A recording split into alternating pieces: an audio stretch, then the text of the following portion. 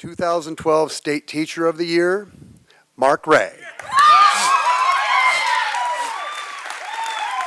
Tomorrow we go back to work, and we're going to go back to schools that unfortunately don't have as much money as we would like, classrooms that are a little larger than they should be, staffs that are working harder for less. And so we are going to go back to that reality tomorrow. But for now, I think it's really important that we stop and celebrate.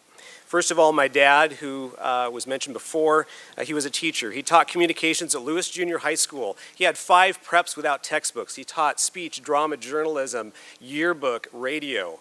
And I think because of that, he recommended that I not become a teacher. My mom, Eiley, worked in the lunchroom at my alma mater at Hudson's Bay, and she gave kids a little extra food when the supervisor wasn't looking because she was a hungry child when she was growing up in Finland.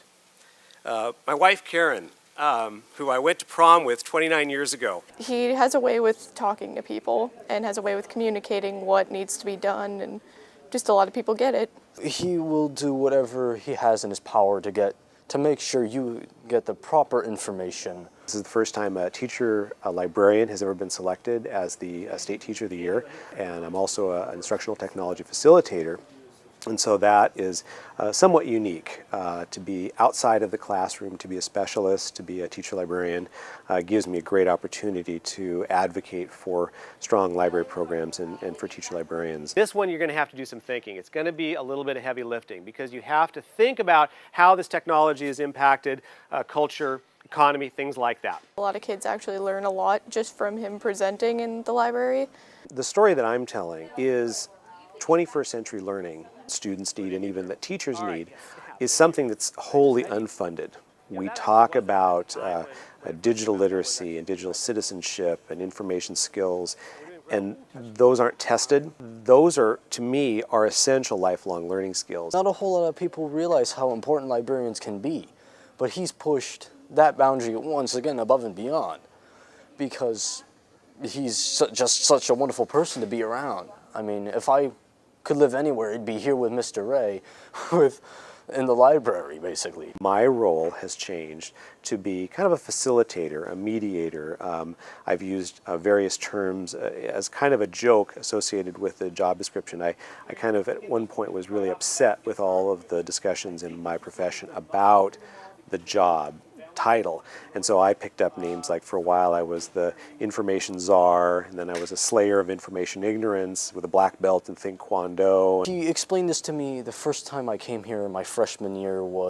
He was the slayer of ignorance and he knew smart kung fu. My fellow teacher librarian revolutionaries, we are the ones that believe that school libraries and school library programs and teacher librarians are essential in 21st century schools, and we're going to do everything we can at the state and hopefully the national level to make sure that we preserve and build on our library programs in public schools. I think one of the biggest misconceptions that people have about young people using technology is the assumption that they get it. When it came to research, there were all these engines and search sites. I didn't really know which one to start on, but with his help, yeah, it totally makes more sense now. It's like putting it in English. One of my platforms over the course of this coming year is to, tell the story, tell the narrative about what a strong school library program can be and what a teacher librarian can do to help student learning.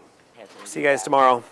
WEA, NEA, BEA have provided a good focus on the importance of education. I think the great thing about our association is focusing on what's best for kids. In addition to his work in the library and classrooms, Mark also coaches tennis at Skyview, where his nationally recognized No Cut program welcomes students of all abilities. Anyone who comes out can play tennis, and that's for boys and girls. So our boys teams are usually about 30 or 40 students.